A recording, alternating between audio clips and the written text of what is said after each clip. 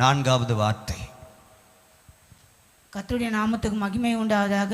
இந்த நாளில் கூட ஆண்டவருடைய வார்த்தையை பேசும்படியாய் வாய்ப்பு கொடுத்த ஆண்டவருக்கு நன்றி செலுத்துகிறேன். முக்கியமாக பாஸ்ட்டுக்கு ரொம்ப நன்றி செலுத்துகிறோம். அந்த சபை தொடங்கி 14 வருடங்களாவது. இது 14வது குட் ஃப்ரைடே. இந்த ஆண்டில் தான் முதல் தடவையாக எல்லாருக்கும் வாய்ப்பு கொடுத்துருக்காங்க. அதுக்காக கர்த்தருக்கு நன்றி செலுத்துகிறேன். இந்த அளவுக்கு கர்த்தர் சபையை உயர்த்திருக்கிறார். அதற்காக நான் ஆண்டவருக்கு நன்றி செலுத்துகிறேன். அல்லேலூயா. இந்த நாளில் கூட நம்ம பேச வந்திருக்கா இயேசு சிலுவையில் பேசினதான வார்த்தைகளை நம்ம என்ன பண்ணுறோம், இந்த நாளில் தியானிச்சிட்ருக்குறோம். நம்ம பேச வேண்டியது 4வது வார்த்தை. இந்த 4வது வார்த்தையை நம்ம வாசிக்கலாம். மத்தேயு 27:45-46. 6 மணி நேரம் முதல் 9 மணி நேரம் வரைக்கும் பூமி எங்கும் அந்தகாரம் உண்டாயிற்று. 9 மணி நேரத்தில் இயேசு ஏலி ஏலி லாமா சபக்தானி என்று மிகுந்த சத்தமிட்டு கூப்பிட்டார்.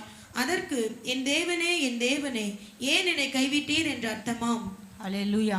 இங்கே பாருங்க, ஆண்டவர் சிலுவையில் தொங்கிட்டு இருக்கும்போது 6 மணி நேரம் முதல் 9 மணி நேரம் வரைக்கும் என்ன இருந்தது? அந்தகாரம். எங்கே இருந்துச்சுங்க? பூமியில் மாத்திரம்தான் அந்தகாரம் இருந்துச்சு. ஆனால் பரலோகத்தில் அந்தகாரம் கிடையாது, வெளிச்சம் இருந்தது.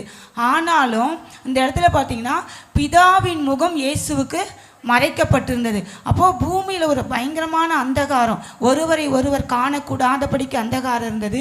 இயேசுவின் முகம் மறைக்கப்பட்டதுனால இந்த இடத்துல இயேசு ஜெபிக்கலை. எப்போவுமே இயேசுவும் பிதாவும் ஒன்றாக இருப்பாங்க. பிதா இயேசு எதை செய்தாலும் தேவ நாம மகிமைக்கு என்று தான் செய்வார். அவர் ஸ்தோத்திரம் பண்ணி தான் எல்லாத்தையும் பண்ணுவாங்க, ஜெபம் பண்ணி பண்ணுவாங்க.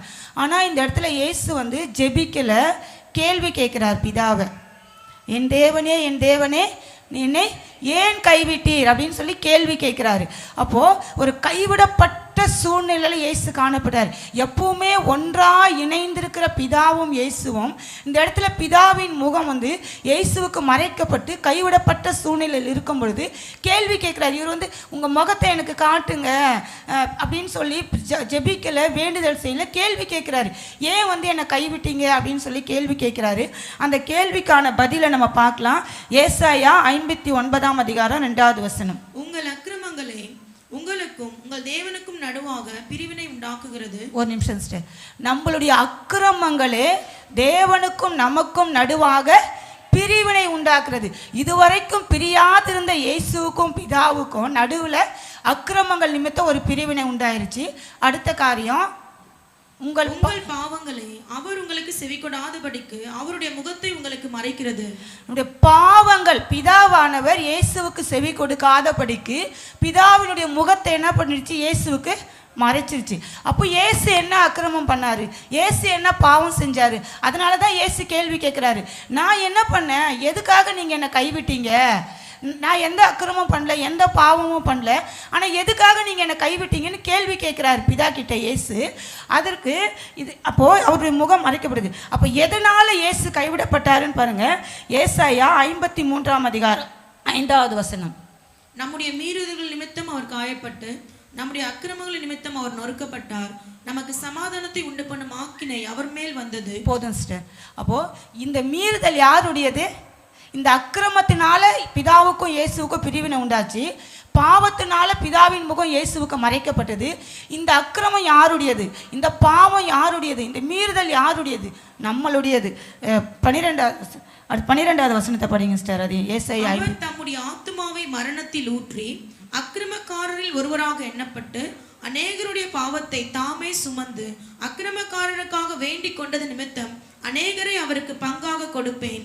பலவான்களை அவர் தமக்கு கொள்ளையாக பங்கிட்டுக் கொள்வார். அல்லேலூயா. இந்த இடத்துல பார்த்தீங்கன்னா இந்த ஒட்டுமொத்த உலகத்தினுடைய பாவம், இயேசு பிறக்கிறதுக்கு முன்னாடி இருந்த பழைய ஏற்பாட்டு ஜனங்கள், அவர் பிறக்கும் போது இருந்த ஜனங்கள், இப்போ பிறந்திருக்கிற ஜனங்கள், இனி பிறக்க போகிறவங்க, இந்த உலகத்தினுடைய ஒட்டுமொத்த அக்கிரமம் இயேசுவின் மேலே விழப்பட்டது. இந்த உலகத்தினுடைய ஒட்டுமொத்த மீறுதல், பாவம் அக்கிரமம் எல்லாருமே இயேசு மேலே சுமக்கப்பட்டதுனால அந்த பாவத்தை பாராத சுத்த கண்ணர்னு வேதம் சொல்கிறது. இந்த ஒட்டுமொத்த உலகத்தினுடைய அக்கிரமம் மீறுதல் பாவம் எல்லாமே இயேசுவின் மேலே சுமத்தப்பட்டு இயேசு அக்கிரமக்காரரில் ஒருவராக எண்ணப்பட்ட போது பிதாவின் முகம் இயேசுவுக்கு மறைக்கப்பட்டது. இயேசு சிலுவையில் கைவிடப்பட்டார். அப்போது நம்மளுடைய மீறுதல்கள் நிமித்தம், நம்மளுடைய அக்கிரமங்கள் நிமித்தம், நம்மளுடைய பாவங்கள் நிமித்தம் நம்ம கைவிடப்பட வேண்டிய சூழ்நிலையில் இருக்கும் பொழுது நமக்காக இயேசு சிலுவையில் கைவிடப்பட்டார். அல்லேலூயா. அதான் வேதத்தில் ஒரு வசனம் சொல்லுது, நம்ம எப்போவுமே சிலுவையில் இயேசு பேசின 7 வார்த்தைகளை தான் தியானிப்போம். ஆனால் அந்த சிலுவையை அவர் சுமந்து கொண்டு போகும்போது எல்லாரும் அழுவாங்க, ஜனங்களாம். அப்போ ஸ்திரீகள் அழும்போது இயேசு அவங்கள பார்த்து சொல்கிறாரு, எனக்காக அழாதீங்க, உங்களுக்காகவும் உங்கள் பிள்ளைகளுக்காகவும் அழுங்கள். நான் உங்களுக்காக தான் இதெல்லாம் சுமக்கிறேன், நீங்கள் உங்களுக்காக அழுங்க, உங்கள் பிள்ளைகளுக்காக அழுங்க அப்படின்னு சொல்கிறார். ஆனால் இன்றைக்கி நம்ம இயேசுவை ஒரு பரிதாபமாக பார்த்துட்ருக்கோம். அன்னைக்கு இயேசு சிலுவையில் கைவிடப்பட்டதற்கு காரணம் நம்முடைய பாவம், நம்முடைய அக்கிரமம், நம்முடைய மீறுதல். ஏன் இயேசு சிலுவையில் கைவிடப்பட்டார் அப்படின்னா, ஆண்டவருடைய 2வது வருகையில் ஆண்டவர் ஆகாயத்தில் அவர் வரும் பொழுது வேதம் சொல்கிறது, மரித்தவர் கிறிஸ்துவுக்குள் மரித்தவர்கள் முதலாவது எழுந்திருப்பார்கள், பின்பு உயிரோடு இருக்கிற நாம் எடுத்துக்கொள்ளப்படுவோம். மணவாளன் வரும் பொழுது மணவாட்டியாகிய சபை அவருக்கு எதிர்கொண்டு போகும் என்று சொல்கிறார். அந்த வருகையில் நம்ம கைவிடப்பட்டு விடக்கூடாதுன்றதுக்காக இயேசு சிலுவையில் கைவிடப்பட்டார். அல்லேலூயா. அந்த நித்திய ராஜ்யத்துக்கு நம்மளால் போக முடியாது. ஏன்னா நம்ம அக்கிரமம் செய்திருக்கோம், ஆவியில் மீறுதல் பண்ணியிருக்கோம், ஆத்துமாவில் அக்கிரமம் செஞ்சுருக்கிறோம், சரீரத்தில் பாவம் செஞ்சுருக்கிறோம். இந்த மீறுதல் அக்கிரமம் பாவத்தின் நிமித்தம் நம்ம தேவனுடைய ராஜ்யத்துக்கு போக முடியாது. அதனால தான் இயேசு சொல்கிறாரு, நானே வழியும் சத்தியமும் ஜீவனுமாயிருக்கிறேன், என்னை இல்லாமல் ஒருவனும் பிதாவிடத்தில் வரான். அப்போ நம்மளுடைய மீறுதல் அக்கிரமம் பாவம் எல்லாம் அவர் சுமந்ததுனால, அவர் சிலுவையில் கைவிடப்பட்டதுனால ஆண்டுடைய வருகையில் நம்ம கைவிடப்படக்கூடாது அப்படின்றதுக்காக தான் அவர் கைவிடப்பட்டார். ஒருவேளை ஆண்டுடைய வருகையில் நம்ம கைவிடப்பட்டுட்டோம் அப்படின்னா அதை விட ஒரு பரிதாபமான நிலைமை இந்த உலகத்தில் எதுவுமே கிடையாது.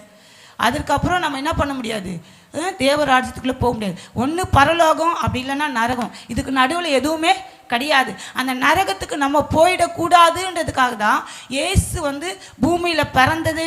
அவருக்கு நம்ம கிறிஸ்மஸ் கொண்டாடுறோம், ஈஸ்டர் கொண்டாடுறோம், குட் ஃப்ரைடே கொண்டாடுறோம், எல்லாமே கொண்டாடுறோம். இது எல்லாத்துக்கும் ஒரே ஒரு நோக்கம் என்னன்னா, நம்ம எல்லாம் தேவராஜ்யத்துக்கு போகணும். அல்லேலூயா. அதை எல்லாத்தையும் நம்ம கொண்டாடுறோம். ஆனால் அதனுடைய நோக்கத்தை இன்னும் நம்ம அறியாமல் இருக்கிறோம். அவர் வந்ததற்கான நோக்கம், அவர் வாழ்ந்ததுக்கான நோக்கம், அவர் ஊழியம் செஞ்சதற்கான நோக்கம், அவர் மரித்ததற்கான நோக்கம், அவர் சிலுவை சுமந்ததற்கான நோக்கம், அவர் எடுத்துக்கொள்ளப்பட அவர் சொல்லிட்டு போனார் ஒரு காரியத்தை. அவர் உயிரோடு எழுந்து போன பரமேறும்போது, நான் உங்களுக்காக ஒரு ஸ்தலத்தை ஆயத்தம் பண்ண போகிறேன்னு சொல்கிறார். அப்போது அவர் ஆயத்தம் இவ்வளோ பாடுபட்டு அவர் மனுஷனாக தெய்வம் மனுஷனாக பிறந்து பூமியில் வளர்ந்து நம்ம எப்படிலாம் வாழணும்னு சொல்லி கொடுத்து நம்முடைய பாடுகளை அனுபவித்து சிலுவையில் அரைத்து மரித்து அடக்கம் பண்ணப்பட்டு உயிரோடு எழுந்து திரும்ப அவர் பரத்துக்கு போய் நமக்கு ஒரு ஸ்தலத்தை ஆயத்தப்படுத்தி வச்சிருக்கிறாரு. இது எல்லாத்துக்கும் ஒரே நோக்கம், நம்ம கைவிடப்பட்டு விடக்கூடாது. இதில் நம்ம ரொம்ப ஜாக்கிரதையாக இருக்கணும். இது ஒரு ஆவிக்குரிய ஒரு காரியம், நம்ம ரொம்ப ஜாக்கிரதையாக இருக்கணும். ரட்சிக்கப்பட்ட நம்ம, ஞானஸ்தானம் எடுத்த நம்ம, ஆவிக்குரிய சபையில் இருக்கிற நம்ம கைவிடப்பட்டுட்டோன்னா இதை விட ஒரு பரிதாபமான நிலைமை எதுவுமே இல்லை. வசனம் சொல்லுது, நீதிமான்களே ரட்சிக்கப்படுவது அரிதானால் புத்தி இல்லாதவர்களும் பாவிகளின் நிலைமை என்ன? அப்போ நம்மளே கைவிடப்பட்டுட்டோம்னா இதை விட ஒரு பரிதபிக்கப்படுகிற நிலைமை எதுவுமே கிடையாது. எப்படியாவது ஆண்டுடைய ரகசிய வருகையில், அந்த 2வது வருகையில் நம்ம கைவிடப்பட்டு விடவே கூடாது. நம்ம தேவ ராஜ்யத்துக்குள்ளே பிரவேசிக்கணும். அதற்காக தான் இயேசு சிலுவையில் கைவிடப்பட்டார். கர்த்தர் தாமே இந்த வசனங்களை ஆசீர்வதிப்பாராக. ஆமென்.